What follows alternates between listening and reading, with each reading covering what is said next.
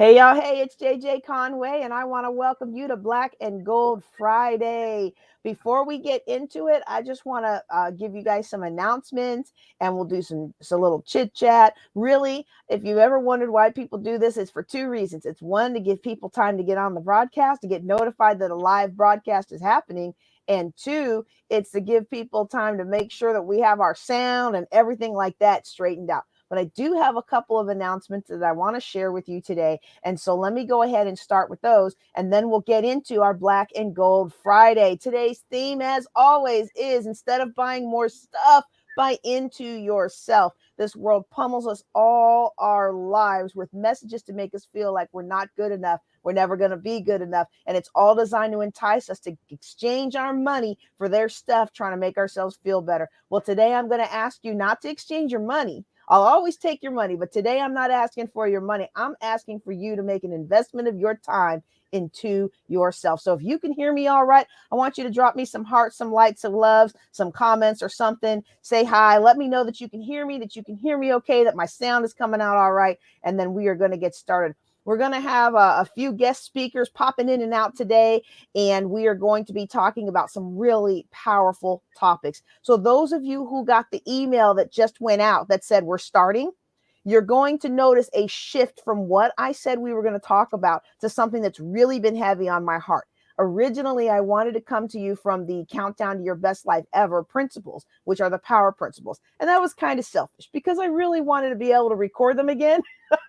I wanted to record a better version than the one that I originally set out, right? So, sometimes we do that. But on my heart, the texts and the things that I was getting, I received so many texts from people that were so unhappy yesterday on a day that our nation, for those of you who are in the United States, that our nation is supposed to be celebrating thanks and Thanksgiving. And a lot of people are sitting in life situations that are anything but happy, that are anything but what you would be thankful for. But I'm here to encourage you. It will get better, and you can do this. So as we get going in the conference today, we are going to have different folks come in. The first visitor that we have joining us is going to be Dr. Jonas Gadsden. He is known as Mr. Enthusiastic. He's a distinguished Toastmaster. He's an all-around great, fun, energetic guy to be with.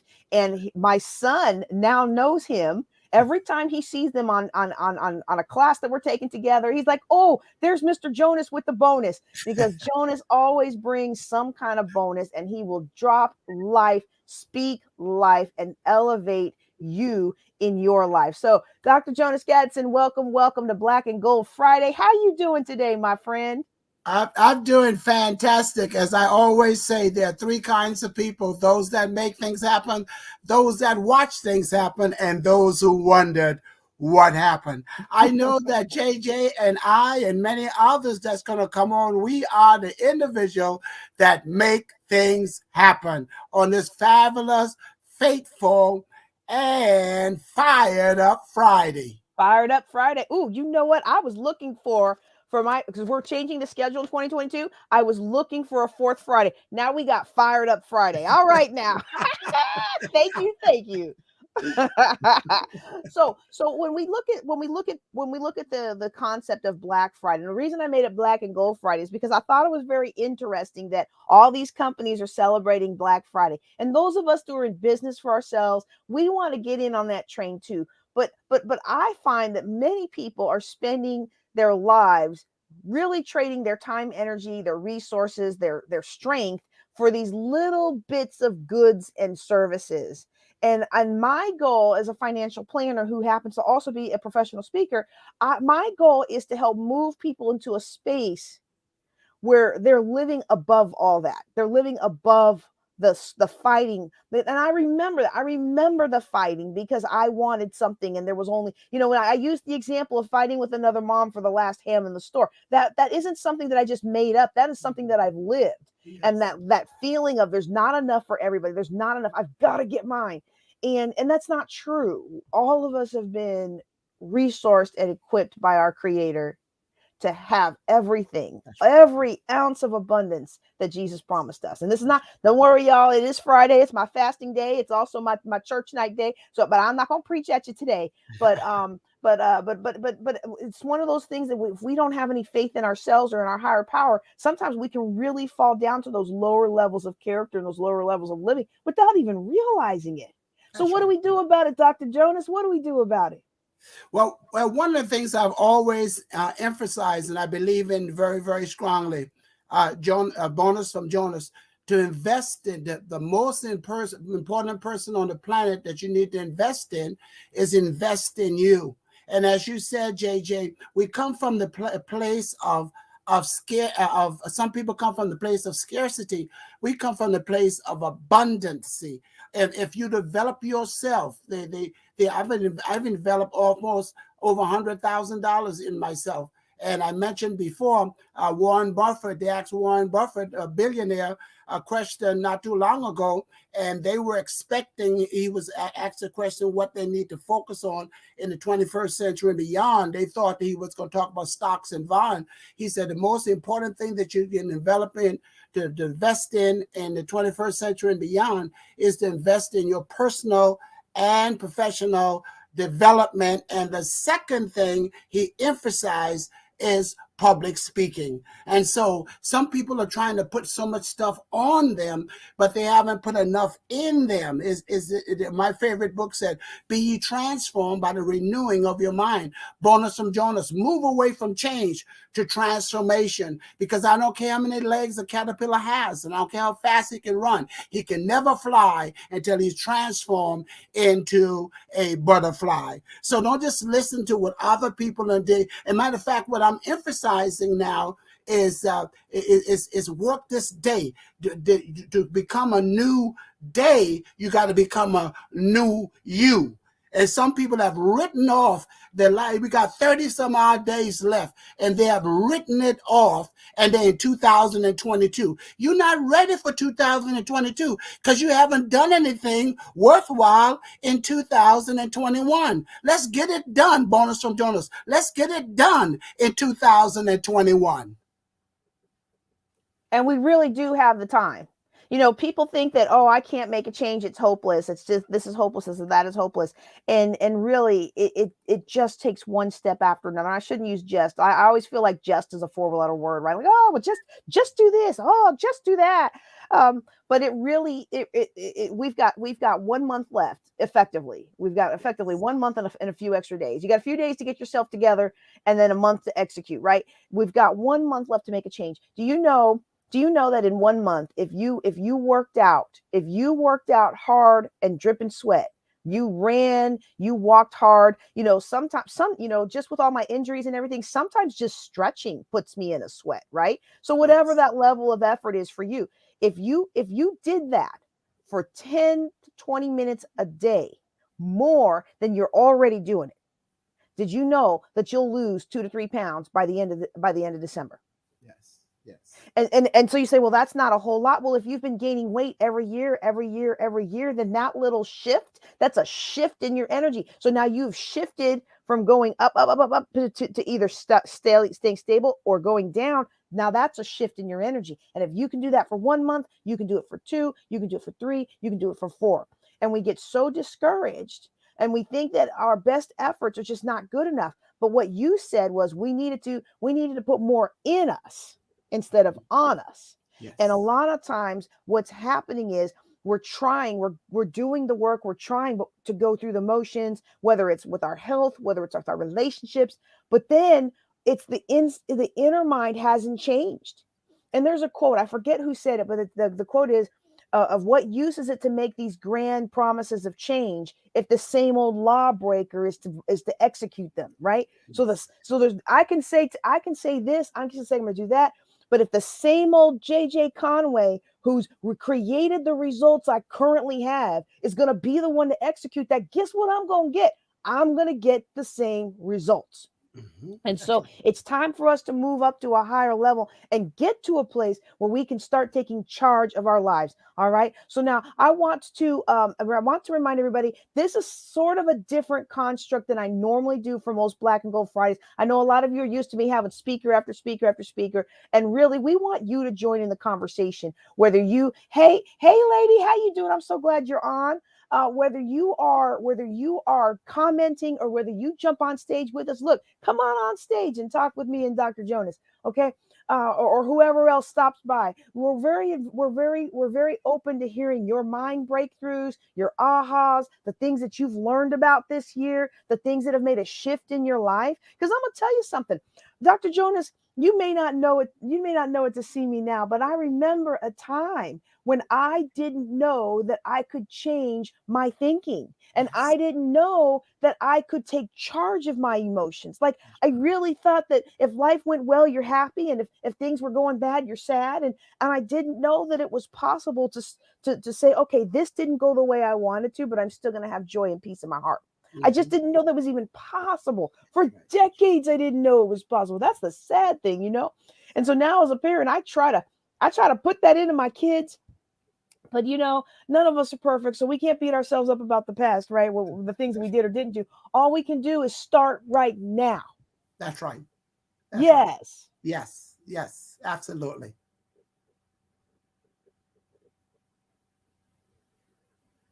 I'm not hearing you.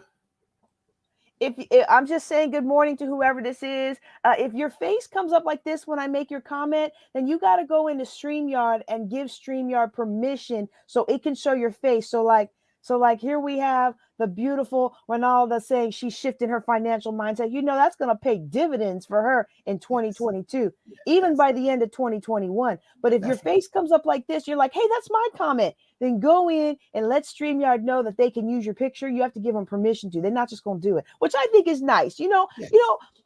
Sometimes we get frustrated about things that don't work out our way, but then in the long run, because I'm broadcasting this to like 5 different platforms, and who knows who's gonna see what, right? Like, That's like right. it's nice that an app for once asks our permission That's right. before including us in something, right? Because Yes. I've been in some things and they put me in some things, and I've been like, I'm a holiness preacher. You can't put that out on the internet. I know that's right. Well, you were there. Well, yeah, but I was getting okay. So just so everybody knows what I'm talking about, because it's already out there on the internet. I was getting married.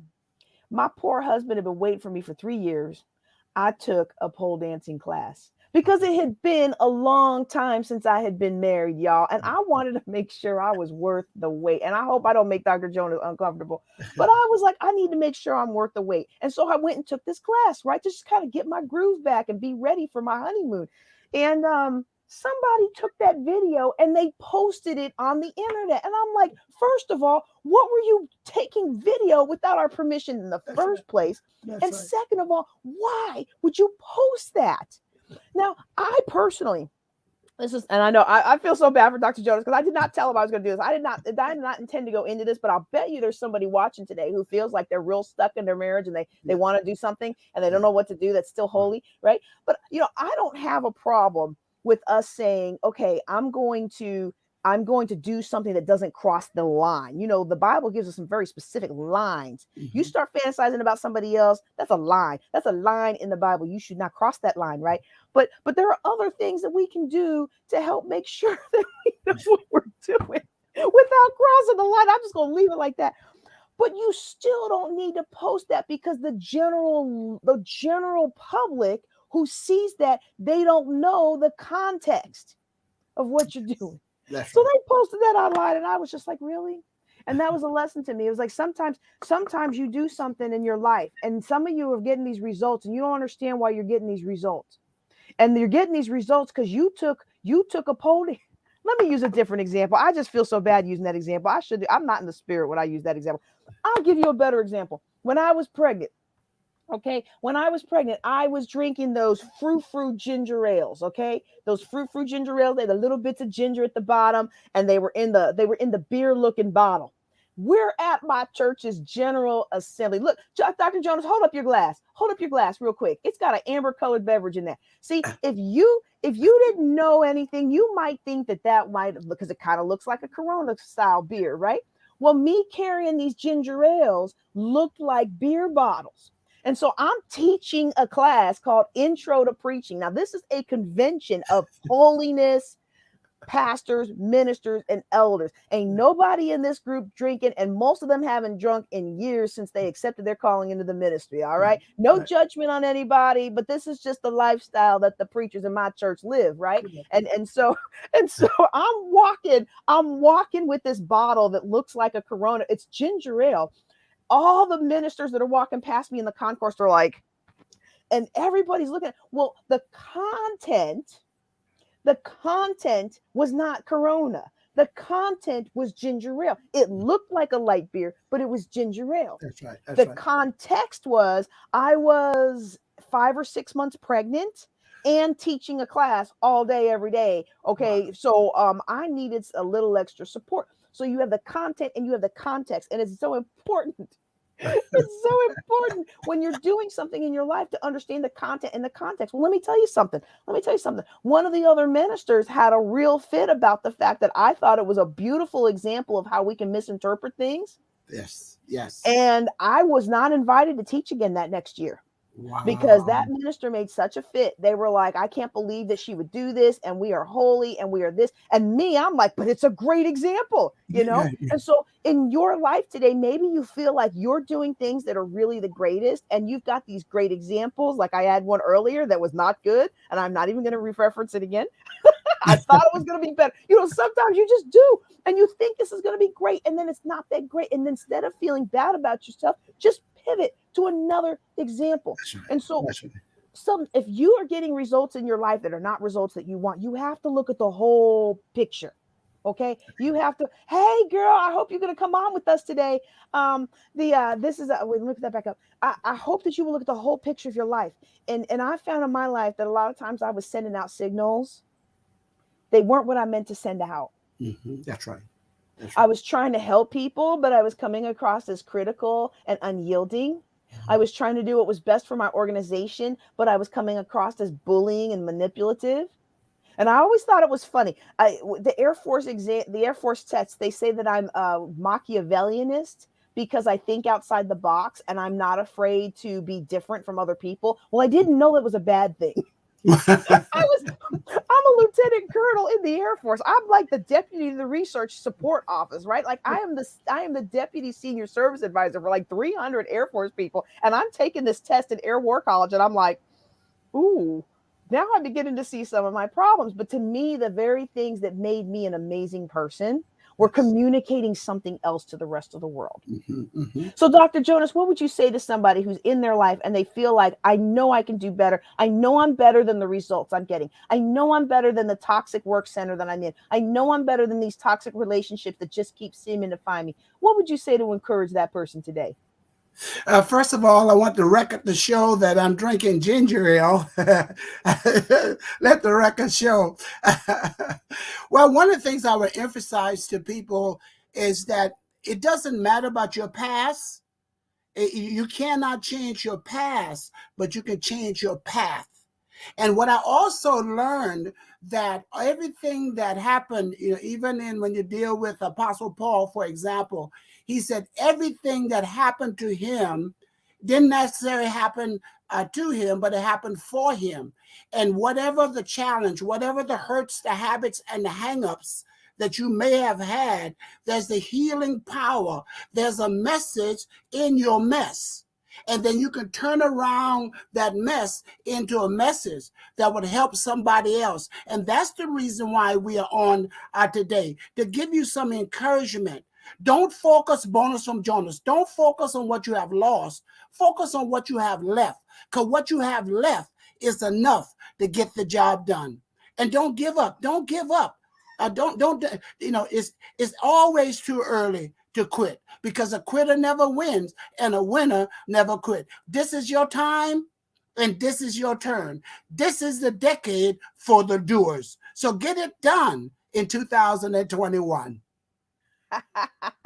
We're gonna get it done. We still got one more month left in this year to get it done. We've got one more year left in this month to shift the needle in your life. In almost everything I have found, people say, oh, 21 days, 28 days, 60 days. It's different. I find that it's different for a lot of people because I'll tell you what, I've been working out almost every day for like 5 years now, and I still wake up and don't want to work out. Yes, that's Now, right. now I will say, Dr. Jonas, I will say I had a breakthrough yesterday for Thanksgiving. Mhm. I bought local pies. Boy, I got a rude awakening. You know, I've gotten to a point in my life, and I praise God for it. I've gotten to a point in my life where I don't generally ask how much something costs when I know about the range of what it costs. If I want it, I'm going to get it, right? Well, I ordered pies from different local establishments, and I got the bill that they charged me, and it was $50 for that pie. I was like, that better be a good pie. You know, pies are normally $25 to $35. So I didn't. I'm buying a pie from this one, buying a pie from that one. I'll tell you what, it was one of the best pies I've ever had in my life. But I Wow. got to a point where I was eating the pie. And many of you know, for my neurologist has got me on a low sugar, a no sugar, and no corn, and a lot of things that you wouldn't expect. Like sugar, everybody knows, but like corn and soy and some of these things are inflammatory, or they're not good for the neurology and the memory and things like that when you've had a car accident like I had. And so I'm on this crazy eating plan. So I suspended that. And I'm eating this pie, and I'm like, I'm eating this $50 pie. I'm gonna get every cent out of this $50 pie. I got a slice about this big, okay, which is a little bit bigger than normal, but it was a $50 pie. And nobody else in my family likes that pie. I bought that pie for me, right? Right, right. I got about halfway through it, and my body said, I don't want this. And Wow. I was like, I looked at my husband, I said, I, I'm gonna throw away this piece of pie. This little sliver right here is worth like $10. I can't believe I'm gonna throw away this pie. I literally threw away the pie because my body was like, I'm done. That was Yeah. nice. It was delicious. I know you want more, but I'm done. Yes, yes. And so, other people get to that point years in, but however long it takes you is personal to you. That it isn't about how fast or how slow you get there. Like I said, I've been working out for years, and I still don't really want to, but I do it anyway. That's right. That's right. And eventually you will get where you need to go. Hmm. And Hmm. it's not about, okay, tomorrow I'm going to be a size 2. It's not about that. I'm not going to be a size 2, but it's about, am I going to be my best health possible? There's so much for us to do. And I'm looking at my age group, and I know I'm a little older than I look, but we all had these thoughts that we were going to change the world, and we were going to do great things in our communities. And many of us are just still tied down to these toxic environments, and we aren't taking good care of ourselves, and we're starting to get on medications, and people are starting to pass away. And to me, it lights a fire under me. Like, this really is a fired up Friday. Like, it lights a fire under me to say, oh, can't I can't keep going the way I was. There's Hmm. something for me to do. And in order for me to do that thing that I've been called to do, I have to walk in my best health. I may That's right. never be a size 2. I may never run another marathon. I hope I'll be able to run another marathon. Right now, I'm working on running a 10K. Right now, I can't even run a 5K. Let's be real with it, Hmm. before my back starts acting crazy. But I hope that I'll get back to those things. But if I never do, can I be at the best health I can possibly be Hmm. now? That's right. That's right. Yes. Yes. Absolutely. Absolutely.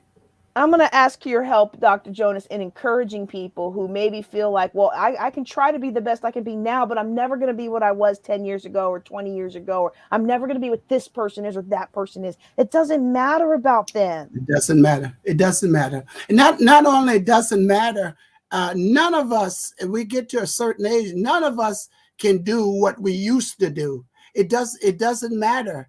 It's what you can do, right now.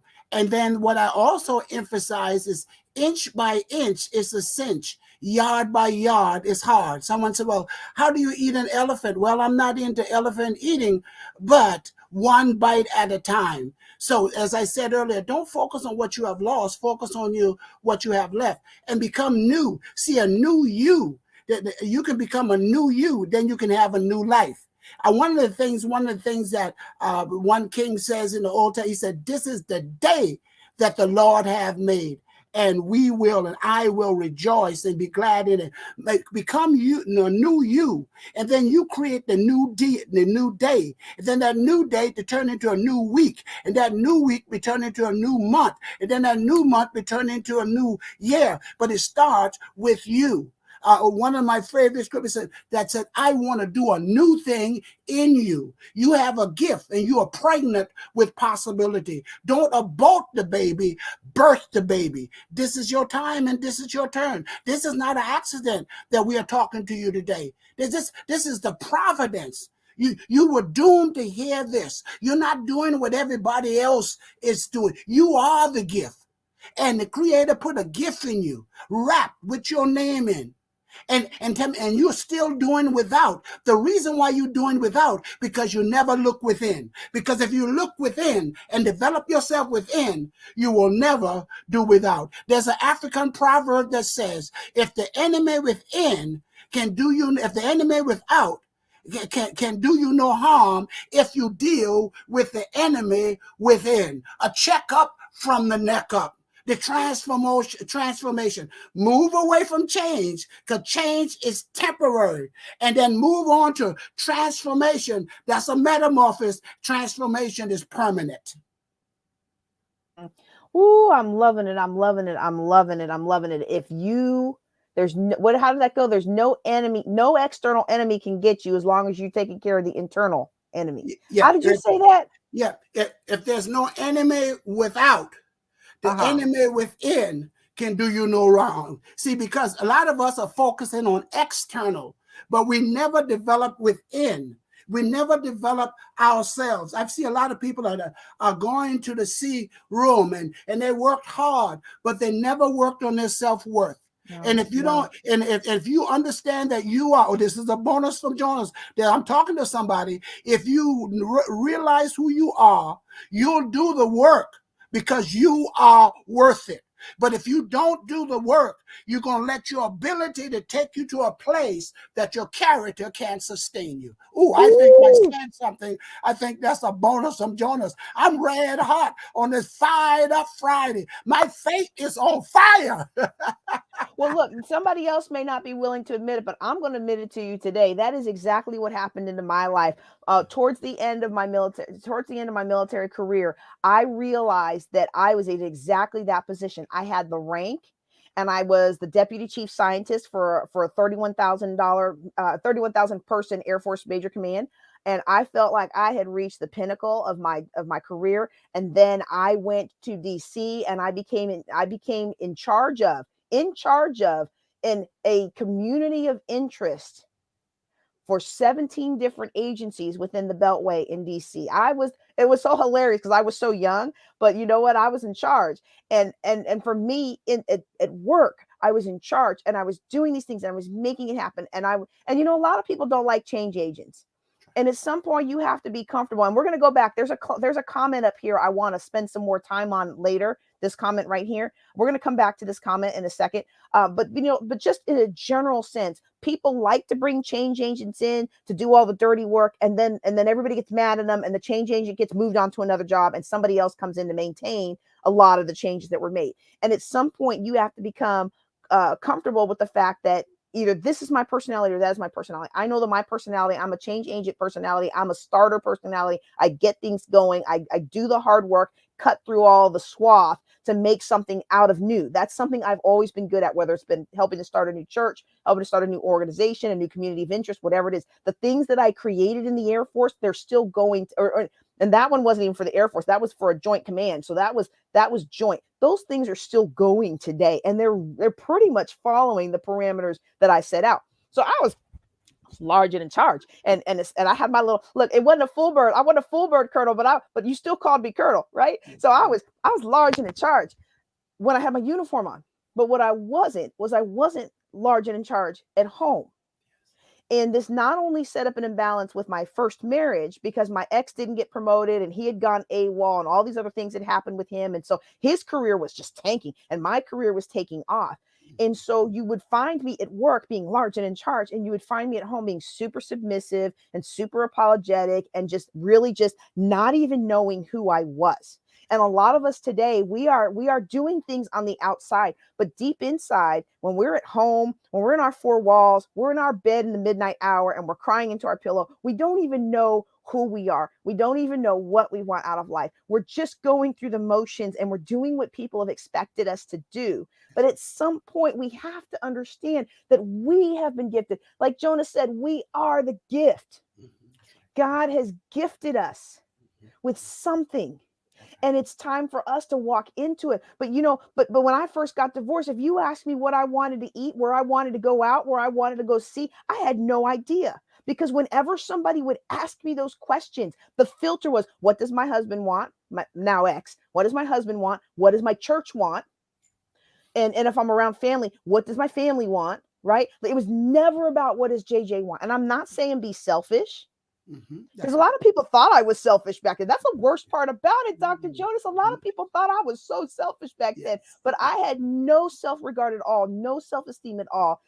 And so we have to be able to take this time to invest in ourselves, to put more in ourselves than on ourselves, and to really dig deep into who we are and what do we want. And we've got 1 month left in 2021, one more month left to get it done in 21. And then, Dr. Jonas, you know what I'm going to be saying in 22 is to be true to you in 22. That's right. That's right. I love it. I love it. I know there's a lot of other people that are talking about, get it done, do crew and all this other stuff. But I'm like, you know what, this next year, my personal focus and the focus of that I'm going to bring along, the difference that I'm going to bring to my tribe in 2022 is that we've got to be true to us. We've got to be true to ourselves. And for me, being true to myself means being true to what I'm called to do. That's right.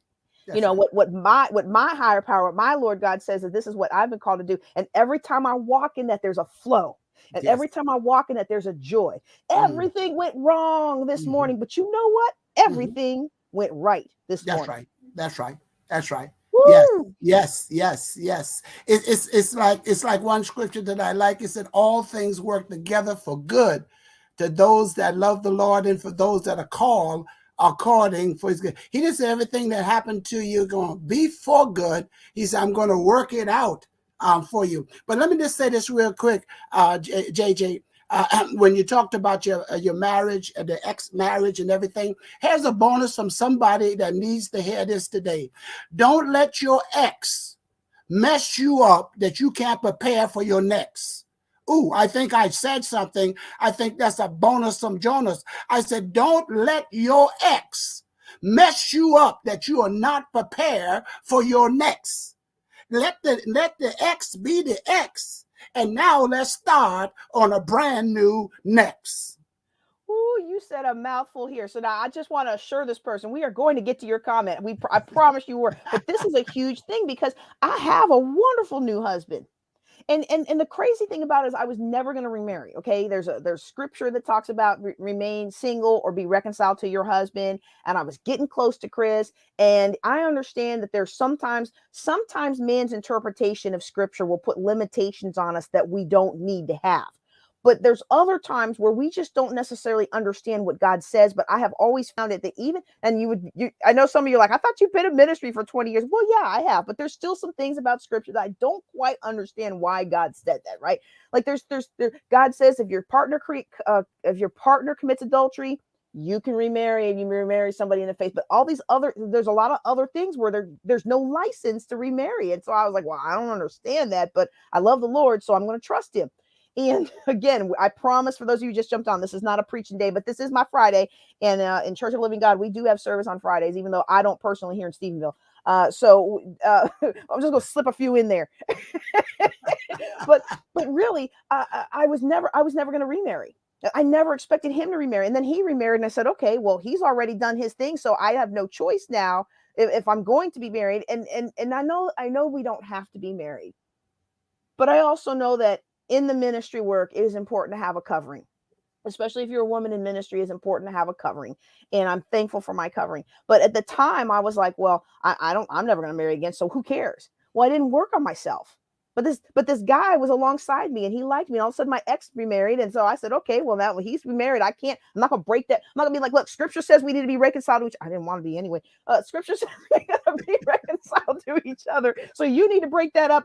That's not what scripture says. Right. And so And so then I found myself every little thing that he did that was like my ex. And they're both musicians and they're both born in September. They're both they both have I guess I just like what I like. Okay. And they they they both have a lot of very similarities, but there are a lot of really big differences. And I was messing a lot up in my marriage early on because I was responding to everything that he did as if he was my ex-husband.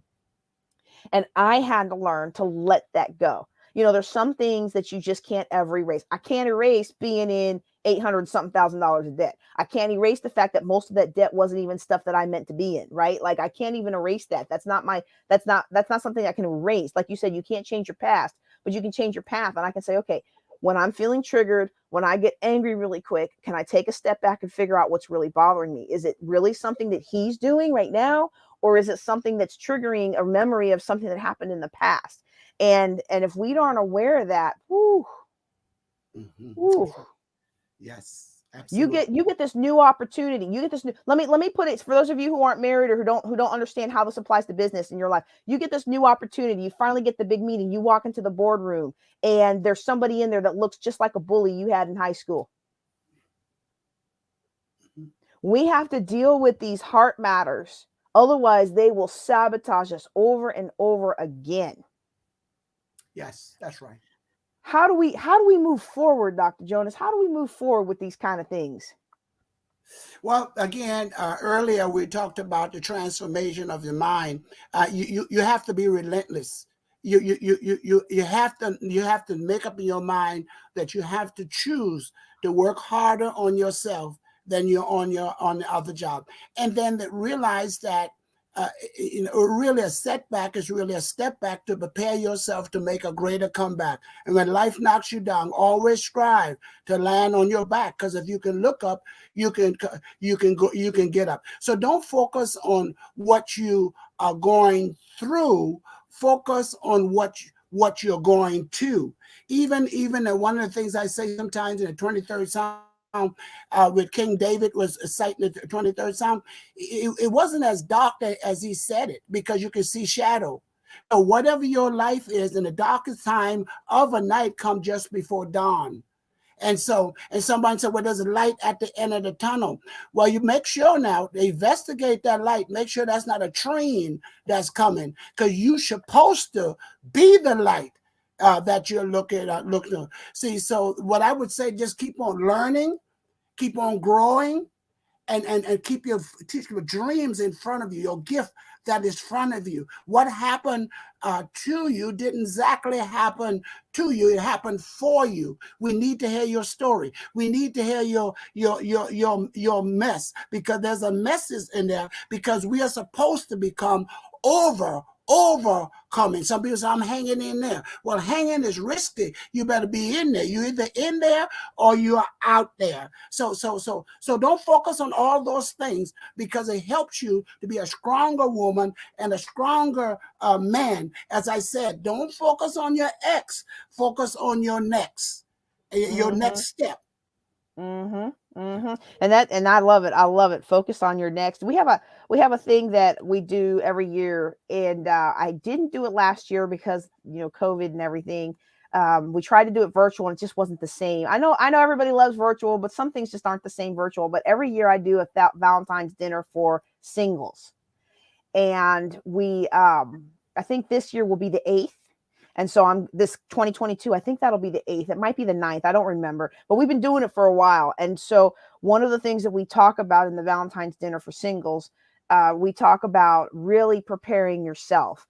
And I have this Bible study that I teach called Single for the Holidays, that corresponds with it leads into the, because look at the holiday season. You got Thanksgiving, Christmas, New Year's, Valentine's Day, all of those holidays in a row, from the end of November all the way to Valentine's Day. You are bombarded with all these messages and all these movies about not being good enough if you're not in a partnership, or how you have to have a partner and a spouse, and are all about family and togetherness. And so it can be really hard for people who are single. Yes. And so one of the things we talk about is preparing for the spouse that you want, preparing for the partner that you want, if that's what you even want, because some people don't.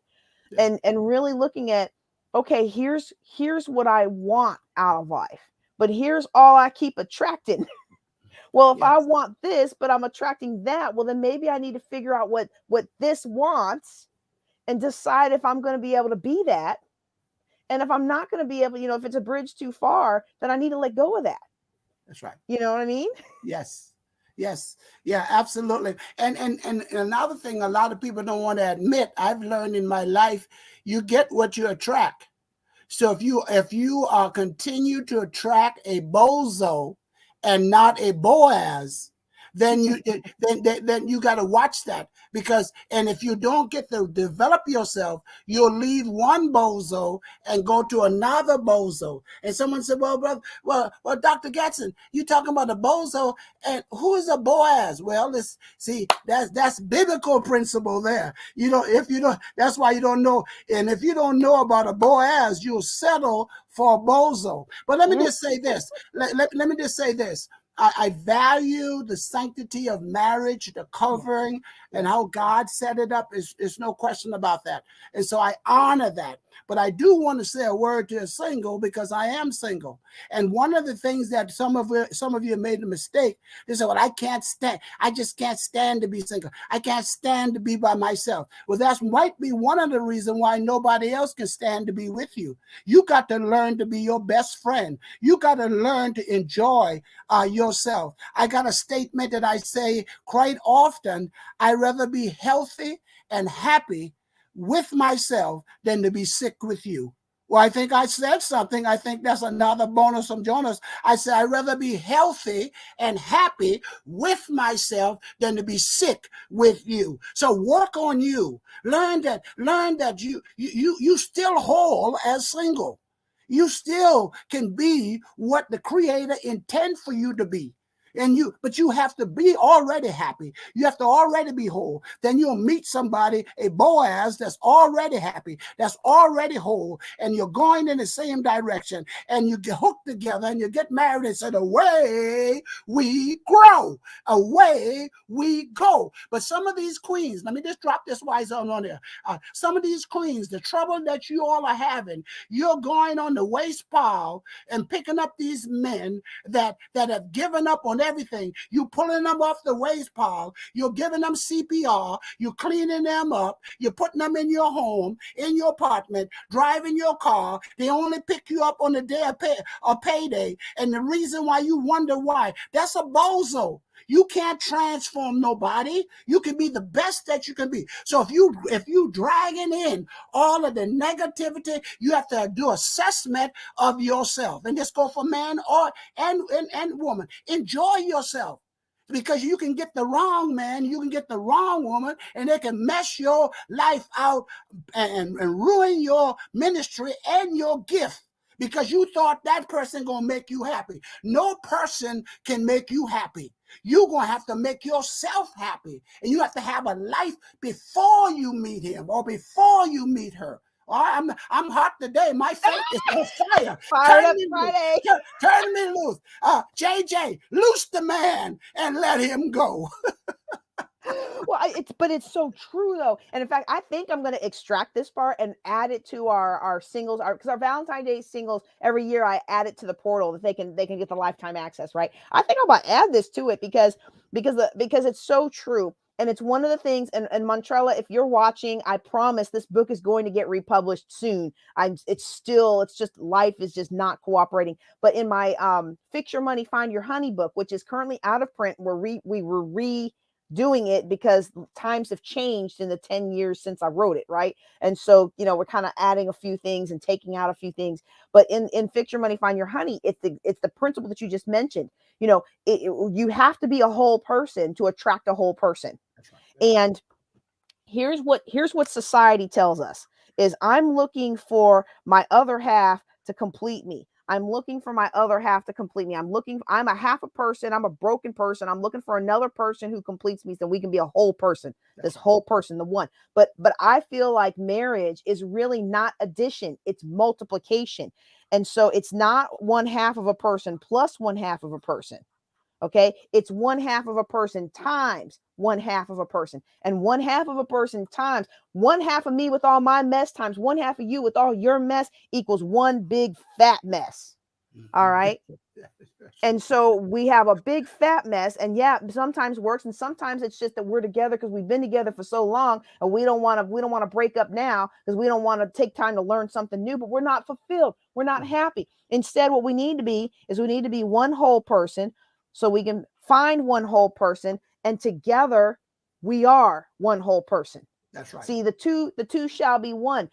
One plus one equals two, right? But one times one equals one. We want to be a whole person in our marriage unit needs to be whole and healthy. That means we got to be as whole and healthy as possible. That's All right. right. Woo! Yes, You're on yes. fire today.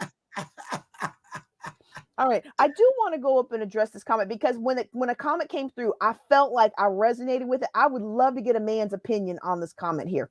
Okay. Okay, so I'm going to talk about this just for a quick second. We were talking about I think we were talking about feeling large and in charge of your job, or the context, or oh no, I know what it was. We were talking about sending out the signals, and we don't realize sometimes what signals we were sending out. And there's so many times I can look back on my life and I'm like, wow, I really sent the wrong signal. Like, for example, when I was dating, I still have pretty good muscle. I'm big, but I discovered, this is what I discovered with the DNA fitness testing, is that I'm the kind of person who's very well marbled. So all the muscle and the fat are well mixed together, which is why I still have abs, even though I'm the biggest I've ever been in my adult life without being pregnant. Like, I can take off my shirt in the morning and be like, oh yeah, I got the abs. And so for me, for a very long time, I didn't realize how big I was because I still have muscles, I still have the abs, I still have muscle tone. And so you can't see it on the screen, but I would sit with my legs crossed away from the guy so he could see that line on my thighs, all that nice muscle there. Like, I had no idea I was sending him a signal I wasn't interested, because when a woman is interested, she crosses her legs towards the guy, not away from the guy. And so here I was, just wrong context. And in the professional realm, I have seen this comment here over and over again. When you are being assertive and you are trying to make things happen, and you're trying to do the same thing that the guys do, women often get labeled as stubborn and unreasonable, whereas men who do or say the same thing are like determined and persistent. And so we find a double standard in our society. And the reason I want to bring this out for Black and Gold Friday is some of what we are doing to placate ourselves, make ourselves feel better about life by buying all this stuff on Black Friday, is because deep down inside, we're not happy with a lot of these things in our life. And this is one of those things that makes it really, I don't want to say it makes it difficult to be happy, but there's an unhappiness there when you're in a profession and you want to be seen as viable as the men, and yet you do the same things as the men, and now you're getting perceived differently from the men, even though you're doing the exact same things. And so I was just curious, from a man's perspective, if a woman in one of these professional environments wants to take charge of her life and her opinions and her feelings and have the best impact, what are some recommendations? I know I'm putting you on the spot, but I also know that you are experienced enough to be able to handle this question. What are some things that she could do to begin to take back her power so that she's not feeling some kind of way every time she goes into work? Well, first of all, I coach in communication, so body language is critical. There are a lot of women and men that give away their power because based upon their body language. Ooh. For example, a lot of women go in, and I can talk on this in the boardroom because I spent 30 years in corporate America and trained over 8,000 employees from 69 different countries and got the Trainer of the Year award. So all kinds of women were in the executive secretary, doctors, nurses, and all those things. So, but some, for example, some women, when they walk into a room, they cock their neck on one side. Well, in the animal kingdom, that's a victim move. So where the lion can come right on in and then get your jugular already. So body language is critical. The next thing I would say is one thing talking specific to women: don't never become a man. Because some of them in the corporate America, and I was in there, they had to put on ties and they had to dress a certain way, trying to be a man. The Creator made you a woman. You need a woman perspective coming in there. But that's the other thing. I'll say this, and I'm not saying this to offend anyone, I'm saying it lovingly. What have happened to a lot of our queens, you're in the boardroom, but you're out of your lead because you didn't develop yourself. You didn't work on your self-esteem and your self-worth. You don't believe that you are worth it. So your conversation comes that way. Now, but there are three things I want to say quickly. When you are going to talk, don't be passive. Don't be passive. What I mean is that you're trying to get somebody to agree with you. And number two, don't be aggressive. It's either the highway or no way. Well, they generally take the highway. So what you want to be is assertive. See, assertive is not letting anybody run over you. And being aggressive is not running over anybody else. You have confidence in what you have to say. Because see, what's happening in the boardroom, you say the same thing that a guy say after you, and they rally behind what the guy said and don't pay any attention to what you said. But that's a manipulated trick there that they're playing on you. That's why you need a coach. That's why when you're in territory that you've never been in before, all great people who succeed, they get a coach. How I got where I'm at today in corporate America, when they were laughing at me and making all kind of fun at me, I went and got me a coach, and I went back to school and I started learning the techniques and all these things. But don't try to be a man, be a woman. You have perspective that they need to hear. But please don't let your title take you to a place that your character can't sustain you. You got to work hard on yourself. You got to position yourself. A lot of people made a lot of sacrifice to get you in the C room. So don't compromise. Now remember, the scripture said, if you develop your gift will take you in front of kings. Now, when you get there, don't forget who put you there. The people in the boardroom didn't put you there. So don't forget who you are and identity. And if you know that you are worth it, there's a scripture saying, I am fearfully and wonderfully made. You were made by the master. You are a piece of the master. So he put you there to represent him. Woo, woo, woo, woo. Now, this is going to be hard for a lot of people to hear, because this is one of the things that used to just really chap my hide is I say it and then the guy after me says it. Nobody liked it when it was my idea, but they loved it when it was his idea. Yes. And I had to find for me that I had to start using some of my husband's techniques. And some of his techniques are, I do know how to speak proper English. He doesn't ever really come out and say, this is how you do it, unless it's his domain. He makes you think it was your idea. Yes, that's it. And I was so irritated with that at first, but then I started trying it at work and I realized, hey, I thought what I was going to be doing was giving my ideas to the people that then got credit for them. But what I was really doing, when you do it in the right way, what you're really doing is you're endearing yourself to them. Yes. And I didn't know that, because what was happening to me is I was having a lot of great ideas and people would steal my ideas. I would voice it in the meeting. They would steal it. They would get credit for it. And I'd still end up doing all the work.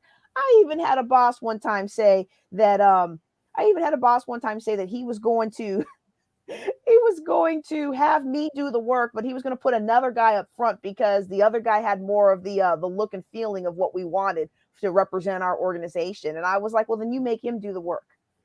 And my boss was like, and like about ready to write me up. And I found a way to smooth it. I was like, well, because if he doesn't do the work, he's not going to be able to brief it to the quality that the generals of the 4-star is going to want. That's right. He's Yes, gonna need to yes. know it internally. But it was like, no, he basically told me to my face, because it had been happening over and over and over. I've been doing all this work, and then they would put this other guy up in front, and the other guy would get all the credit for all my work. And I was like, I don't care how blonde hair, blue eyed he is, and how strapping he looks. I did that work. Make him do the work, right? That's Um, right. but another thing that I found, and we've got Jan DeGallier waiting in the wings. We're going to bring her on stage to talk about this question here in a second. But one of the other things that I found that really surprised me, when I was deputy chief of the CAG, for standing up a Air Force Global Strike Command. And so we had the chief of the CAG, which is the Commander's Action Group. We write all the speeches. So I was the speech writer for the general, and we would do all his speeches. We would do all his PowerPoint slides. We would do all of his special projects, right? So that's the job that I was in. And when I was in that job, one of the things that I noticed about all the other directors is you had all these directors who mostly were men, a handful were women, and all of the women except for one were always trying to be a man. They were always trying to project themselves as manly, and their attire was manly. And you had this one director who always dressed in a very feminine, very professional, not we used to say it in when I was chief of protocol, and then some of the spouses got mad, so we couldn't say it anymore. You need to make sure you cover your bust and your booty, right? And they started getting offended. Their bust, belly, and booty. She was always very appropriately dressed, but she was always very femininely dressed. And I found that she got a lot more done around those guys. Now, I'm not saying the other ladies didn't get more done. In fact, one of them themselves, our logistics colonel, man, she was a force to be reckoned with, and I loved her. I really did. But the other ladies, they had a real difficult time being accepted by this group of men. And so one of our other speakers, that was in our Building Wealth Together 2021 conference, she has a whole thing on feminine leadership, and I have found it to be very, very valuable to me to stop trying to pretend that I'm something I'm not. I am a woman. Now, I am a woman who has more masculine patterns of thinking. So, but at the end of the day, I'm still a woman. And it's okay for me to be a woman who has more masculine patterns of thinking. The Lord uses me mightily in that capacity, just like he does other women, just like he did Deborah, just like he did Lydia in the Bible, who had her own business, just like he did the elect lady who bought real estate and did all these other things, had all these many streams of income, right? Like it's okay to be who you are. Embrace who you are. Now, I want to bring on the stage, because she is a leadership coach who I think would be interesting to hear her perspective on this. Dr. Jonas, I'm gonna, please don't leave, but the screen is so small. I want to get Jan just for a highlight, so she gets some, and then I'm gonna bring you back. Is that all right? Yeah. Yes, that's Okay. great. All right, just hang out for a second. Hey, Jan, I'm really excited to see you today. How are you doing? Doing well. It's great to be here. Thank you, JJ. This Boy, is me and Dr. Jonas, we've been cutting up. We've decided today is Fired Up Friday. And we've been talking all around the world. It has just been a blessing. But I want to give you some space to talk. But before I bring Dr. Jonas back up, I just wanted to get your opinion on this. We were talking about how when this comment came in, we were talking about how sometimes the behaviors that we exhibit present us in a different way than what we're trying to do, and how sometimes people don't understand the context behind why we're doing or saying what we're doing. All they see is the end result, and sometimes that can be keeping us from our goals. And then one of the users, who I can't tell who it is here, they made this comment that women often labeled as stubborn and unreasonable, whereas men get praised for being determined and persistent. And I've had that happen a lot in my career. I'm sure you have too. What do you think about it? Oh, I can totally relate. My career has been in corporate finance and accounting, so very much for being a woman in that space. There's a lot of women, but the women who do rise to leadership are often personified in that way, or they feel. I think you were talking about that. They feel like that's the type of leader they need to be. They need to be that harsh, strong in a harsh way versus being themselves and being genuine. I know I had a leader that I worked for for several years, and her leadership style wasn't her natural style wasn't harsh and demanding and overbearing, which was good. I think she had a really great persona about herself. But as she advanced in her leadership role, she felt like she needed to be more difficult, come across as brash and kind of tough, and so she would even say to me, she would talk to me about her plans, and then she would say, and I don't care what other people think about what I'm going to do and how I'm going to do it. And so like it was like she was even trying to coach herself and tell herself she just had to be tough and brash, and so it was very interesting. I mean, I was in a role where I was directly reporting to her, so I didn't feel like I could directly coach her, but I would try to. Right. My style is not that, and I feel comfortable maintaining my style regardless of the situation. And so I would try to drop in comments and say, well, if you came about it in a more caring way or a more understanding way or listening to people, I would totally resonate with that, trying to guide her. But she just felt like she needed to be very tough, overly tough, and not her own genuine self. And so since then, as I've become more familiar with things like disc styles and being able to really read into people and understand that, I feel like that would have really helped her leverage her own strengths and her own style in a way that she wouldn't have to come across as that tough, harsh dictator in her leadership. Let me ask you this, and I think it's interesting because this is I think this is my friend. This is Malik here. These are two of my oldest friends that I met in the military. Malik, this is a guy who's very experienced leader in the military, and he's the one that wrote that comment. He's like, and that his wife Nicole, one of my oldest friends, can cite so many examples over the years. Absolutely, and I know we've told each other about a lot of them.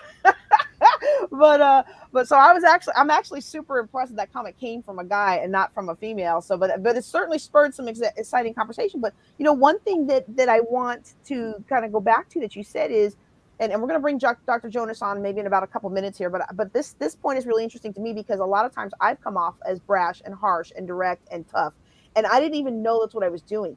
And the thing is, I think if I had been exhibiting those same behaviors that I exhibited as a guy, I think I would have gotten a lot further and not been labeled with those labels. And the reason that I say that is because in the Air Force, my call sign was JJ. And a lot of times on email, it would be some people. I retired from the Air Force. Some people probably still think I'm a guy, right? There are a lot of people who only knew me electronically, not even on the phone, but just email, because we're just so busy. We didn't really have the time to build, or rather, I didn't know how important it was to build deep relationships with people and strategically network until the end of my career. And by then, you already done so much work. There's a lot of, it was a difference in the way people responded to me when they thought I was a guy writing the things that I was writing versus when they realized or discovered or we talked on the phone and they realized that I was a woman. And it was always like, oh, you're JJ? You're JJ Conway? Or before back in the day, you're JJ Wiggins? And it would shift. I could always see the shift, and it was unfortunate. But I don't know that I don't know that we can change that. We have to learn to work within it. Yeah. And we have to understand that oh, thank you so much. Not quite a doctor yet, but I will be soon. Hopefully this time next year we'll be celebrating that, right? I'm in my research right now. I'm a candidate though. I'm officially a doctoral candidate, right? I'm in the research phase. But I think it's it's and that's been a hard thing for me to accept. I think about the last event where you and I roomed together, and I remember the way that I came across was really not the way that I needed to come across to the group of people that I was trying to work with and build a relationship with. But I didn't even realize how I was coming across until I could see the impact of it. And so it's one of those where it's like, okay, I'm not going to be mad. I'm not going to be angry. I'm not going to allow bitterness into my heart. I'm going to figure out a way around it. Mm-hmm. And when we had the Reconnect with Yourself retreat in Galveston, had so many fabulous speakers come in, and we did crafts, and we burned away our toxicity with fire. I mean, it was healing shame through fire. I mean, it was the most powerful conference ever. And in the morning, I was down in the morning doing my beach yoga, and or beach stretching, and it occurred to me when my son went into the water, and the water, he's so short, the water was really knocking him around, and I went out there to go comfort him and encourage him and stuff. And I realized, the water is very fluid and very malleable. And it takes this shape and that shape. And if you pour the water into a cup, it takes the shape of a cup. If you pour the water into something else, it takes that shape. But you get those waves coming, that water will knock you over. And if it's powerful enough and you're not powerful enough, that water will cover you. You could even drown. And so I walked up, and we did the little intent words. Oops, I thought I had it right here. Well, that's not good. Um, we did the little intent jewelry words, and my word was fluid. It was like, I need to learn how to be more fluid. Mm-hmm. The water is still one of the most powerful natural phenomenon on earth. That water beats those rocks and breaks them down into little pieces of sand. And ladies, you might feel like you are beating your head against these rocks of men at your job that don't value women still. And I know not everybody's in that situation, but if you're in that situation today, I want to encourage you to be like the water. That water breaks them rocks down and reduces them to teeny tiny little pebbles instead. And you can do the same while still maintaining your integrity. Yeah. And I want to say too, it's about just to help encourage people. Um, look at your culture that you're in, the environment, and embrace who you are, and having that awareness of who you are. Like I've had times where I feel like I've hit the wall because I'm not personifying what I think people think I should be, or how I should be acting, or what I should be personifying as a leader.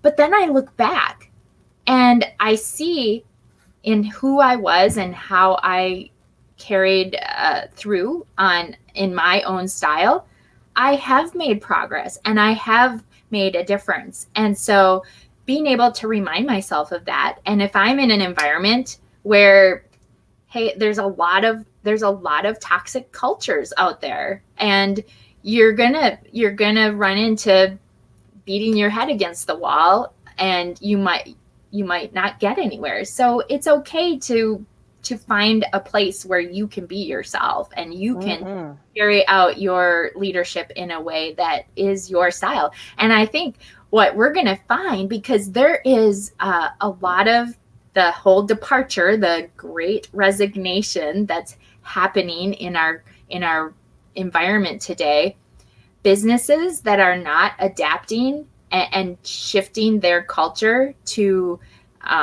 create a culture that attracts people that want to be a part of an environment that is positive and where they feel safe and where they can be themselves and still be successful. I think the companies that don't adapt to that, or the organizations, they're going to start to struggle, because they're not going to be able to attract people and retain people, that the quality people that they're going to need to be able to be successful in the future. So I think there's a shift going on in our world today. Even though it's still there, those struggles are there. I think they are there, and I look at some different, and we're gonna bring Dr. Jonas back on as we close out this point. I gotta figure out how to fix this screen so you got all. There we go. Is that good for you all? Yes. That is so much better than the way it was before. Look, we got this comment here. When are you ladies visiting South Africa? Hey, as soon as you fly us in, we are there. But between me and Jan, we've got so much content and empowerment, and we can just help up-level any organization you want to bring us to. We are coming. All right. I want to talk a little bit more about this, because you made a comment, Jan. You talked about how, there's always going to be these toxic environments, and we need to be able to find ourselves. We need to be able to understand who we are. And I think you were saying about sometimes that's where you're at, but you can also work to find another place. Did I hear that right? Yeah. I mean, Okay. I guess, depending on your role in your organization, you can be a part of a catalyst of change in your environment. But Mm-hmm. if you're finding that you're hitting a wall, you need to be able to be yourself too. And it's okay to find a different find a different environment to be able to take off and be yourself and be the leader that you are meant to be. And that's a huge part of taking back your power. I was talking earlier about being the deputy to our research support office when I was at a particular agency, and in my unit, you had a lot of these very mature, we'll say mature, scientists who had done a lot of significant research back in the day. Were part of some of the most amazing, groundbreaking developments that you've had in physics, and some of the engineers in engineering, and working with them, the person who I was her deputy had really beat down. I mean, this was a lady that would scream at people, throw things at people, and I guess because it was a joint environment, they were army and you could do that. I had never worked in a center where the people could do that and nobody said anything, right? Like I'm like, this is, I'm in the Air Force, right? Like you just don't, you don't throw stuff at me. you know we had a I felt so bad. We had our executive admin, our her my boss's boss was the director for this research organization, $150 million worth of research every year. And well, actually our portfolio was 141, so his must have been more. Anyway, I'm so short that when I would sit down at my job, you couldn't see me over the cubicle, right? Like my head was like this and you couldn't see me. And so she would come and she would look out over the thing. And if there was anybody that she didn't see, she would start screaming at the executive admin about, well, where's so and so? Why aren't they here? And blah, blah, blah, blah. And over and over and over, I would pop my head up. I'm right here. Do you need something? But I'm just so short, and that's actually helped me a lot in my career. That's why when people try to tell me about different issues, and they're like, oh no, people aren't this way or that, I'm like, I know how you talk in the office when you don't realize I'm there. But anyway, that's a whole nother discussion. But in that office with this toxic, super toxic environment, after about 3 or 4 times of me popping up like that, she would take the executive admin to her office to scream at her. It was the worst. And I went to file complaints, and I was like, somebody has to do something. And all of the helping agencies that would help put an end to this, they were like, but if the people themselves won't come forward, we can't just take a complaint based off of what you're saying. And I'm like, look, I'm a lieutenant colonel in the Air Force. Should be able to do something about this. I should be able to make a change. I am not used to being hamstrung like this, where you aren't even going to help me fix things. Somebody needs to fix things. I'm filing a complaint. I should be able to file this complaint. And they wouldn't take it. They really wouldn't take it. And when I would go to the people, and I was like, if all of us get together and each person makes their statement, we can change this. But I'm going to tell you what those people did. Almost every one of them left rather than try to make a change. And do you know why? And I don't even blame them, because I learned through that experience, even if we had all stood together, it was so unlikely that anything was ever going to change for them. Mm-hmm. The environment allowed a toxic leader like that to rise to power. And the environment kept a toxic leader like that in power. And I could change what was underneath me. I could change my unit. I could change the people. I could change things for the people that were working for me, and I could shield them from as much as I possibly could. Because she didn't mess with my folks. She didn't mess with my folks. Hey, Miss Jackie, she didn't mess with my folks. And she messed with everybody else, but she didn't mess with my little group. And but I couldn't affect that change. And they were like, we appreciate you, we love you. So a lot of them still keep in contact with me today, but they were like, I can't be in this. And I'm like, at some point at the end of the day, we have to rise up on our own 2 feet. And so two very powerful lessons that I learned from that experience. One, it was very powerful for me to see that it's going to be very hard for some people to change some toxic environments, because too many other people are not going to take the risk. And so that leads to point number two. Number two, we have to take charge of our lives. And whether or not we can change the environment that we're in, maybe we feel like we're stuck in this job for a season, maybe we don't know where else to go. We have to start determining what we want, and hold that vision in front of us as, this is what I want out of my life, and allow the doors to open up for us. And when we will do that, when we will take that action, then things can begin to change. Maybe you won't change the toxic environment, but you can change something for you and the people that are around you.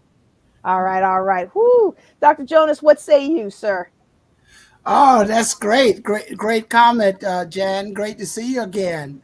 Good to see Yes. you. Yes. Yeah. Only thing I would add to that is you have to know your environment, as you said, because one size doesn't fit all, and one leadership style doesn't fit all. And sometimes the person that you have the transformation on is not the environment, it's you. To Woo. yeah, yeah, yeah. See what I learned, when you transform you, then everything around you starts seeing differently. JJ, you mentioned a moment ago about arrogance. And see, what I have learned, there are a lot of people confuse arrogance with confidence. You see, there's a big difference. And some people who haven't done the work on you, on themselves, and haven't developed themselves personally and professionally, sometimes they misinterpret and said, "You're arrogant." And I say, "I'm not arrogant. I'm confident." It's just like a person said to me not too long ago. He said, "Oh, Dr. Gatson, you are working hard on yourself so you can get somebody." I said, "No, I'm working hard on myself so I can be somebody." This is the see. It's a big difference. So, and let me just say this, because I've been in corporate American, and it was a time too that Fortune 500 company that I was with would tell the employees to check their brains to the door, and they missed out on a lot of things. Right now, one of the companies that I worked for almost 30 years. Now they're using them in business school what not to do, because we had the opportunity to pivot to digital, but we didn't do it because we thought that film going to be king forever, even though it was king for 116 years. They didn't pivot, so they went out of business, type thing. So you got to learn. I think it was a guy that Neil Kennedy, that you got to know when to fold, you got to know when to hold, and you got to have to know when to let it go. Now, let me say this. I'm gonna say this, JJ, and I was debating whether to say this, but I need to say this because this will help somebody. One of the mistakes that I'm making now, and I honor all of our soldiers and all of the fights that they have did and made freedom for us, and I honor them. I honor them. But one of the key things that are happening to our veterans right now, they're coming out of the military being captains and colonels, and everybody has to salute and all that. Corporate America and the civilian life doesn't work that way. So a lot of them are having trouble pivoting, because you just can't see. In the military, you said do this and do that, and they can get away with throwing something at. But when you become a civilian, you got to lead by example. One size doesn't fit all. Now it comes a time that you got to be militant. Now there's a time for that. But if you that's all you do, you're not going to make it. As Jan just mentioned, said there's an exodus out of corporate America now. A lot of them are being called back, but they said we don't want to come back, because we're going to become entrepreneur. We're going to start our own business. We found out that you're giving us a little crumb when we can have the whole pie. So then they're not coming back, because again, people's skills are very important. I spoke on this not that long ago at a conference, and I spoke on, because a lot of people think communication and attitude and the people skill they're talking about, they call that the soft skill. I beg to differ with you. It is not the soft skill. It's the super skill. If you cannot communicate, if you can't get along with people, and learning different styles of people, who are the auditory, who are the kinesthetic, and who are the visual. And when you know that 89% of the people in America is visual, you got to know your audience. You got to do evaluation. So I have a niece that she's getting ready to come out. She spent over 20 years in the military, and I said, and she said, "I'm coming out." I said, "Okay, you can teach me some about the military, but I got to teach you how to become a civilian." Because because your order don't get me to move. your influence. And I'm saying this, JJ, because I'm helping somebody, because so many people did great in the military because they were captains. People had to do what you have to do. But now in civilian, you have to lead people. You got to be an influencer. You got to value people. And you got to understand people's skills. And let me just say this, and a lot of people don't know this. And since I'm on the military, let me tell you where that came from. That soft skin mentality came from the military. But what they were describing, that the soldiers that were dealing with tanks and all of that, they call that the mandatory. And the ones who were dealing with the paperwork, they were called soft skin. It had nothing to do with human beings. Well, I'm trying to help somebody. You see, so sometimes there's some things we have learned, we need to unlearn. And some people come up with the idea, well, I've been doing this for 30 years. Yeah, but when you learn it the first year, it was wrong then. You have mastered an error. You need to unlearn the things you should have never learned in the first place. I'm fired up on this fabulous Friday. My faith is on fire. I'm gonna help It is somebody. fired up Friday. And now a lot, I really want to follow what you're saying, Dr. Jonas, because having been in the military, uh, when you're at the lower ranks, so you're at, captain and you're at major, it's really easy. Not that those are low ranks, but when you're leadership at those levels, you really are a leader at those levels, telling people what to do and they're following your orders and stuff like that. But what I didn't realize until I got to a higher rank was that it actually is no different in the military, as far as those, the executive leadership, as far as you are building peer based relationships. And so part of the problem, a lot of people say, oh, I'm going to be in the C suite one day, but the technical skills that you have at your lower levels of management and leadership are not all that you need. You got to have those super skills. You got to have those super skills. And I wish I would have learned that earlier in my career, because when I finally got the handle of it, building the relationships and being able to network and understanding that leadership is influence. And I learned this at my highest rank in the military. I learned this, and realized, oh my goodness, this is why I couldn't get that done better. This is why I couldn't get this for my people, because I was a positional leader. I was not an influential leader. And there were people, I could look back over my military career and I could see that the ones who got further had already captured that concept and began to work on developing themselves on that concept way back when we were all captains and lieutenants. I just never got the memo, because I thought rank was, I tell you to do this and you do it, right? Like I know that's so bad. That's so bad. But when I began to realize it, the coaching skills, being able to coach. And I know I have a coaching program that teaches people how to coach. I think Jan has one as well. And Dr. Jonas, I know that you can coach people into those coaching skills. Learning how to use coaching questions, learning how to build influence with your peers. And some of the things that I did that built influence with my peers, I didn't even know what I was doing. Many of you who are part of my audience, you might remember Elder John Edwards, who was our first international director of Brotherhood for Church of Living God International. And he told me one day, he said, he is a retired chief, and he said, you're a big girl. I think I was probably a captain back then. He's like, you're a big girl. No, I was a major. You need to start running races. And I was like, I don't like to run. He's like, yeah, but it doesn't matter about whether or not you like to run. You're a big boned gal. If you don't do something, none of your peers. And this was before the Air Force. So I was a captain. This was before the Air Force changed to the current fitness program that's push-ups, sit-ups, and waist. Because like with push-ups, sit-ups, and waist in your run, it's obvious. If there was times my scores would range between 96 to 100%, based on, but pregnancy and injuries notwithstanding, right?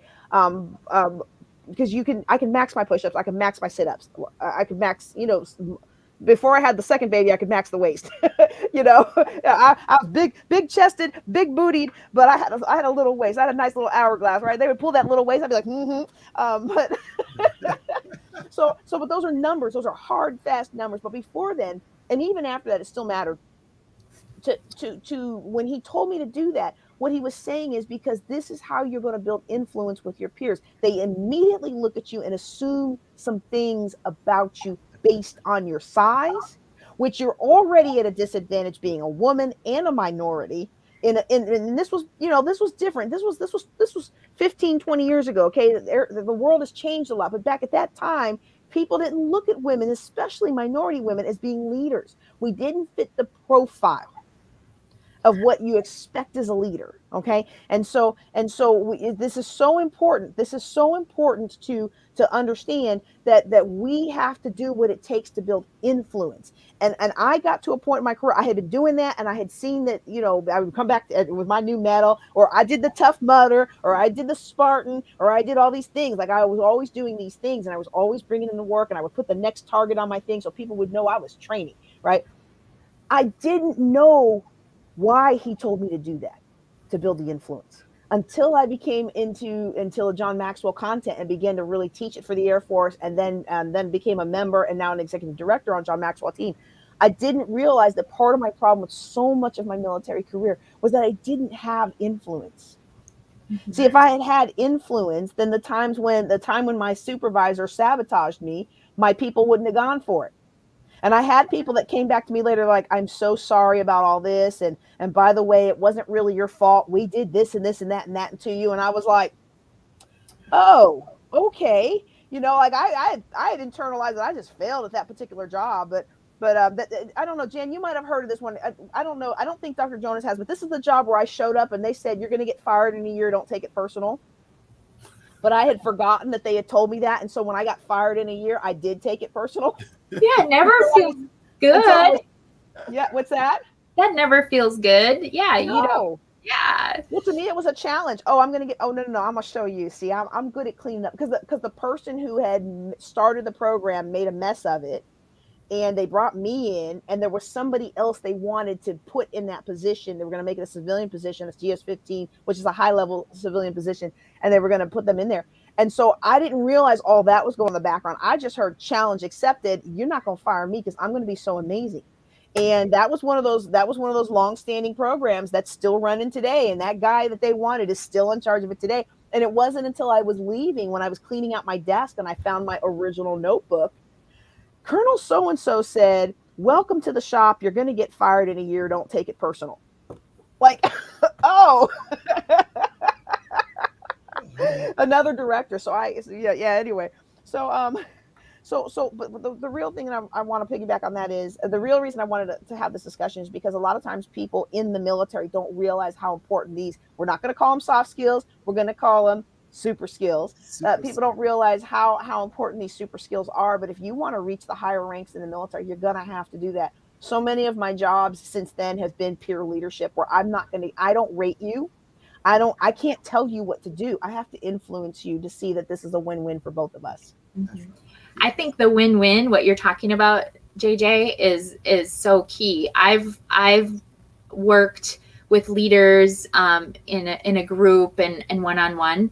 And the concept of influential win-win leadership is hard to grasp, because they've only seen the positional leadership, or they've been in a situation where influence is used for manipulation. And so they hold back, like they don't feel comfortable finding that win-win influence, because they're afraid that they're going to come off as manipulative. And so it's really something I think to be aware of, because I think there's just an automatic reaction, like, you want to do a good job, and if you value people, you want to be a good leader, but you still hold back because you don't want to have them think that you're trying to manipulate them. And I think it creates a disbalance in the organization in that regards too. So it almost goes to the other end of the spectrum, where leaders are holding back and not doing the type of job and using their strengths that they can use in that regards. Yes. You've seen that too, Dr. Jonas? Oh yes, absolutely. And I like what Dr. Maxwell say too, because I'm a certified coach there for over 5 years as well. He said when you uh, are leading and nobody is following, you just on a walk by yourself. And and then sometimes people with social media, we blow it up so much. I got, I'm leading this person, I got this group and stuff. But the question is, if they're following you, where are you taking them? And some of the people who claim that they got so many followers, they actually not going nowhere.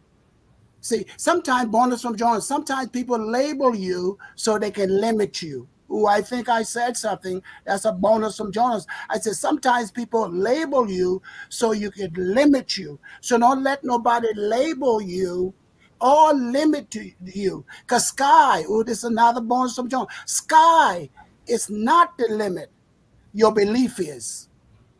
Ooh, I think I said something. I said sky is not Someone the needs to drop that limit. in the chat. Your belief is. Oh my goodness. Oh my Oh, goodness. good. Well, Yeah. this has been I'm just like I'm just overwhelmed. Jan, you came on after me, and Dr. Jonas were talking about how everything went wrong with me this week trying to get this conference together. And I'm one of those people that once I establish something, I don't like to not do it.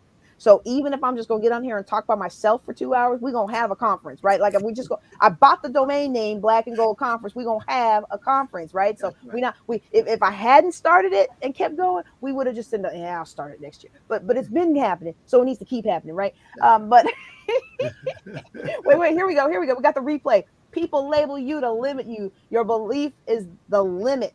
The sky is not the limit. Your belief is the limit. I do too. I do too, Miss Jackie. I love these bonuses from Jonas. And I really do appreciate both of you being on today, Jan and Jonas. I really appreciate you guys being on today.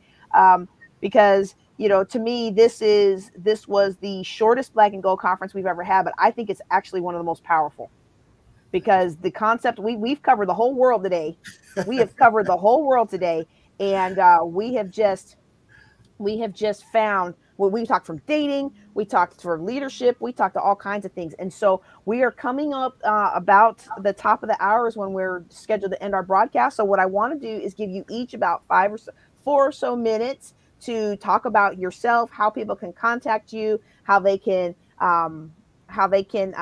learn more, and if you have any special programs that you're offering today. Of course, today's theme was, before, instead of buying stuff, buy in yourself. But these are opportunities to invest in yourself. So we're going to go ahead. We'll do ladies first and let Jan go.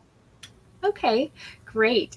Yeah, I'll just throw out a couple quick things, and I'll have to sign off here, and then I'll let Dr. Jonas go. But I've brought up quite a few times in terms of culture, and that's an area I've been really curious about. Businesses and their culture, company culture, organizational culture, because it's been the curiosity for me has come about from over the years. Like we know the symptoms, we know the signs, we see on the back end what happens when companies fail or when companies struggle, but companies still fail and companies still struggle. So what is the source of that? And it really has, as I've really dug into that, it's taking me back to culture. Company culture is such a foundation of what drives the success or lack of success in an organization. And so my thing that I would love to share is that on Monday, November 29th, I am putting... Wait, stop.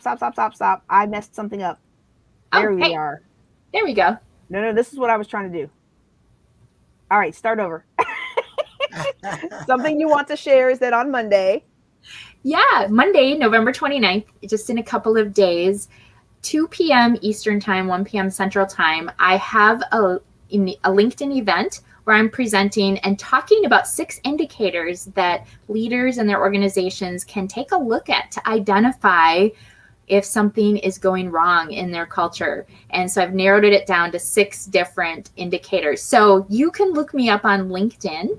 You can just pull up my name, Jan DeGallier, send me a message if you want an invite, or you can see some posts about my LinkedIn event. You can RSVP and show up. It's a complimentary presentation about learning those indicators about your business culture, and really being able to be aware, which what we've been talking about today. You can't do anything about it if you're not aware of what it is.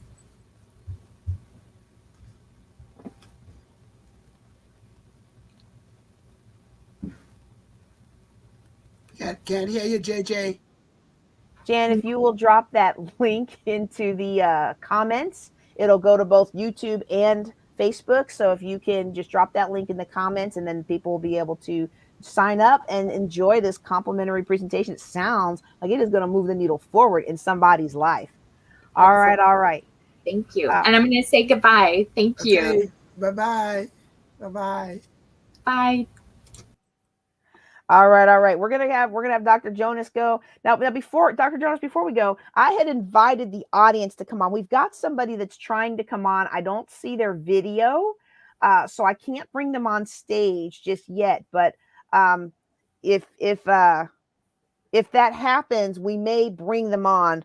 Let me just give them an opportunity to try and get their video on, because I'd rather have you close out and we close out, not close out and then go into another conversation, right? Okay. So we're trying, but in the meantime, what do you think about this whole? Wait. Let me go back to this banner here. Let me go back to this comment. I wanted to pull this comment up here. I thought you were gonna like this. Where'd it go? Oh man, somebody had a comment for you. Did I already show this one? I just want you to know people are loving your comments. Oh, thank you.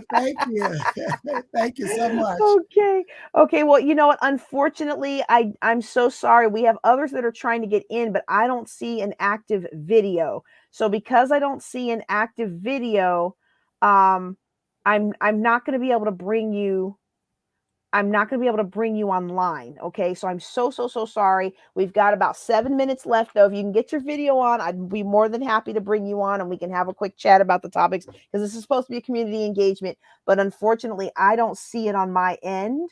So that's just going to have to be where we're at. All right. Oh, look at this. We're getting lots of love for Dr. Jonas. Okay. So Dr. Jonas, tell us a little bit about more about what you do and how our audience can get a hold of you if they want to dig deeper. Yes, I'm Dr. Jonas Gadsden, DTM, known as Mr. Enthusiastic. I'm on LinkedIn. I'm on also Facebook and Instagram. I'm an author of 5 brand new books, 4 of which have done in the pandemic. That if you're interested in investing in one of those, you can go to jonaswiththebonusbooks.com, www.jonasbonusbooks.com. Also, if you want to improve your communicational skills, I coach in communication. I will be doing a session near the end of the year, how to be brilliant in the basics. Not only talking to you about the value of articulating your thoughts and telling your stories and just to give you the basic, because that's very, very important. And I do coaching, but I'm going to be doing a special group on that near the end of the year. If you are interested in that, you can email me at jg@jonasbonus.com, jg@jonasbonus.com. Also, that if you're interested in about the communicational piece, I also have a website you can go to and get a free gift, and that's www.jonasbonus.com gift. And that deals with communication, the 7 C's, then deal with effective communication, because that's really, really critical. And those of you perhaps are not familiar with the social media aspect and you just want to talk to me personally, you can call me at 585-703-9547. That's 585-703-9547. 47. One of my books' title is How to Fly Like an Eagle with Wings Like a Wimp. It teaches you how to take a chance, take charge, and take control of your life. And here's my closing one, bonus from Jonas, that since greatness is possible, excellence is not enough. Go for greatness. Wonderful. We're gonna go for greatness. And Dr. Jonas, I was trying. Y'all probably heard me clicking because I forgot to mute my mic. I was trying so hard to pull up your website and I just couldn't get it to work. So to put it up on the screen. So we'll see if we can get that. We'll see if we can get that going here in a second. But I want you all to take advantage of everything that this man has to offer. Now I did find this website. Let me go ahead and put this out here in the comments. I did put this out here. Okay, I did see this one. All right. But if you want to make a change in your life, a lot of times we feel like, oh, I can't do this and I can't do that. It costs too much money. It's going to take too much time. It's going to whatever, too much, whatever.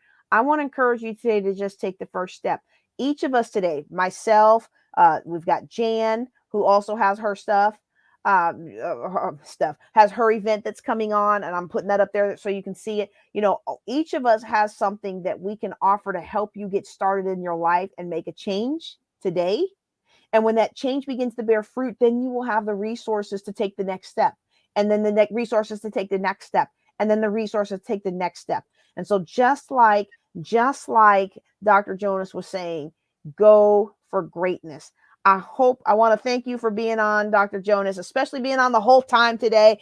And Jan, I know that you've got to move on to another event, but when you watch the replay, I want to thank you also for being on here. I'm going to go ahead and close out. And Dr. Jonas, if you'll just hang out backstage so I can give you a proper goodbye after I close out the conference. Everybody, I had a whole nother way I was going to go with this because I wasn't sure if my guest speakers were going to be able to come. And actually the one that I thought was going to come didn't come, and two others came and blessed our souls. And so it's a reminder to me that we have to push forward in faith, even when things don't seem like they're working out. You got to trust that you're equipped and resourced to do what you are called to do. I want to encourage you to take the next step today. There are so many different things that you can do that will help you move forward. And if you go out to my website, which I just realized I forgot to put in here, buildingwealthtogether.com. If you go out to my website, you will find a variety of classes that will help move you forward. You find the one that most resonates with where you're at right now, okay? And then you take the class. If you need help with your money, we got the 3 easy steps. It's a free class. You need to move forward and recover after COVID has devastated your business. We got the COVID class. It's a free class. Don't tell me you don't have the time. Don't tell me you don't have the money. Dr. Jonas, Jan, and myself, we have all created pathways for you to get in on the ground floor. We have put the cookies on the bottom shelf so that you are able to get started making a change. And I promise you, if you do what's included in these classes, if you take the time, in fact, I'm even going to show you some of these classes today. If you take the time, I'm not talking about an investment of money. See, a lot of us, we throw money at stuff. We throw money at stuff and we think it's going to make us feel better. We throw money at stuff and we think it's going to make us do better. We throw money at stuff and we think we're pressing the easy button and it's going to be all right. And I'm here to tell you today, it's time for us to make that investment on and in ourselves. And if you will make that investment in yourself, it will pay dividends not only in the growth of your mind, but it'll also directly translate to other forms of abundance, such as your physical, such as your spiritual, and ultimately your financial. All right, I'm going to show you this real quick. All right, I'm going to show you these classes, and I want you to take a step. I'm not going to prescribe for you which step that you take today. I want you to take a step. Oops. Hey, Dr. Jonas, somehow I put you back in there. I don't know how I did it, but I hope you don't mind being on there advertising my page. No, I don't mind. Take a step. This 28 days to financial freedom boot camp. Let me give you a code. We're not selling anything today, but since it's up there, I'm gonna give you a code. You can use that code, and it'll knock the price down. It's a daily thing. It's 2 minutes. It's 2 minutes. 2 minutes. Some of them are maybe 6 or 7 minutes because they talk about investing in long things. But this doesn't have to take a lot to change your life. Like John Maxwell says, it doesn't take a whole lot to be extraordinary, but it does take a little extra above ordinary. And today I'm asking you and I'm challenging you to take the next step. Grab you one of these classes, whatever level you're at, grab a class, complete the class, and watch your life change. Oh my goodness, this has been such a wonderful time. I want to thank everybody who's participated. I want to thank everybody who's been giving the comments. I want to thank everybody who's put in. I feel so bad we couldn't get everybody on. We had people that wanted to come on screen and I couldn't get them on. I was trying, but sometimes things just don't work out. But we'll fix it next time. We appreciate you being here. Again, my name is JJ Conway, and on behalf of everybody who came on screen today, I want to thank you all for being here. Y'all take care and be blessed.